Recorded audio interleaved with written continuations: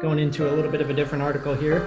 I've got an article from Forbes that's talking about, the article is called Micromanagement Doesn't Work in the Office, so why inflict it on people working from home? And so it's just taking a look at how a lot of companies are dealing with the fact that everyone is working from home, whether they like that fact or not. And so one approach that a lot of companies have taken is that they've gone ahead and bought software that enables them to monitor their employees really closely. It does things like count how many emails they send, maybe how many lines of codes they type, and some of the more intrusive ones even take screenshots of your screen every 5 minutes and make it into this like time collage to where a manager can sit and just surveil his entire team in the ultimate micromanagement, just sort of fiesta.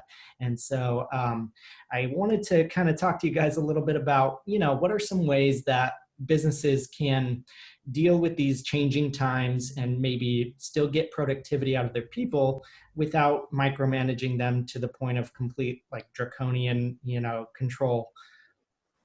First, I just want to say Micromanagement Fiesta. That one's going on Instagram. Ethan, you hear it? Micromanagement Fiesta. Our producer Ethan, he's gonna grab that one. That's like we had a great one that hit LinkedIn just recently. The Star Trek accountant from AJ.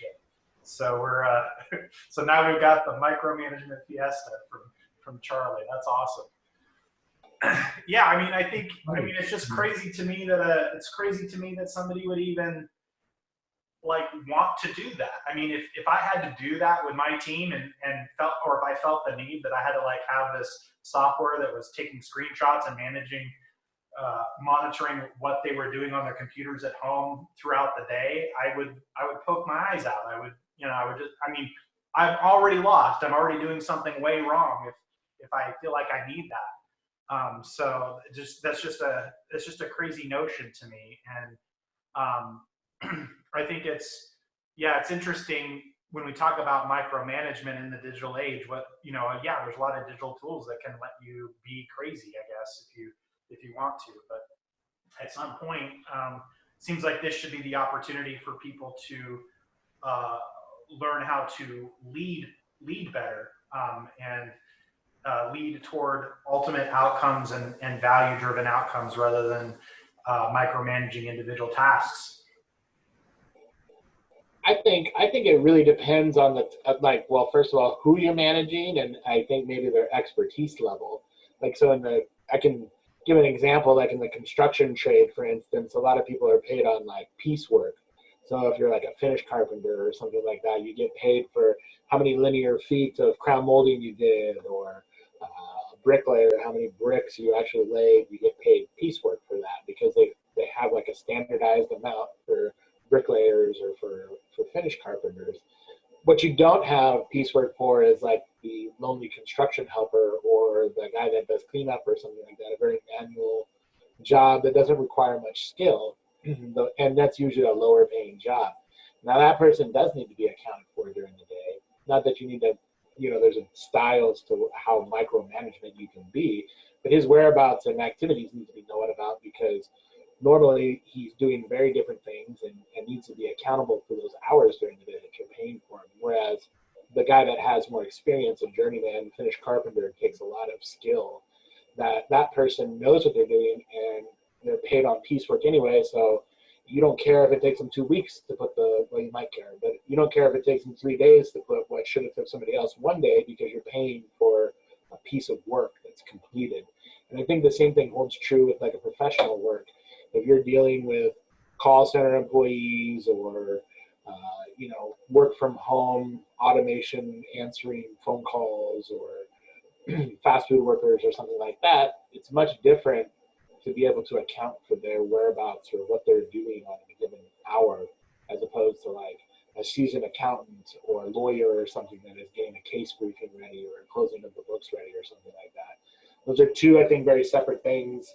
And I think really the management style not only depends on the person, but I guess the level of the worker and the level of work being performed.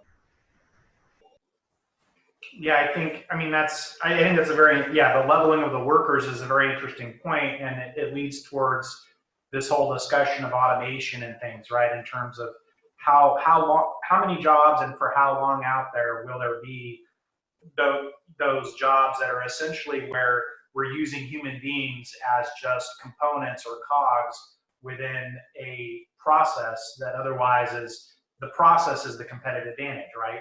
Like for sure, and fortunately or unfortunately, in the sense that it means that I lack some perspective, I've never worked in or dealt in businesses where the process itself was the competitive advantage rather than the people. And so when but I know they exist. I mean, I can see it intellectually speaking that you have those jobs. Like I think about, you mentioned call centers. I think what came to my mind is how many call centers is it the case where the actual call center work could be done by automated or robotic voice, but it hasn't been because we wanted the human touch. It wasn't that we actually wanted human judgment in how to answer that call. We just wanted to fool the other person on the other side of the end to feel like they were connecting with a real human being.